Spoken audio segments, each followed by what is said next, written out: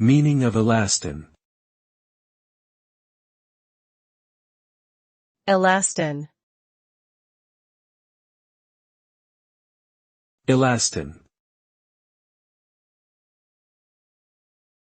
Elastin.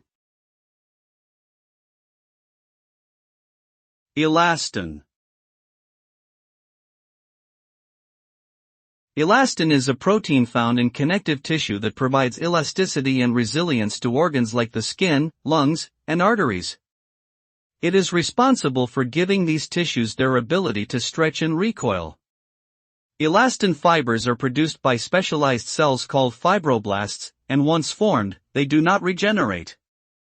Over time, elastin can become damaged by factors such as aging, sun exposure, and smoking, leading to decreased elasticity and the formation of wrinkles, sagging skin, and other age-related changes in tissues.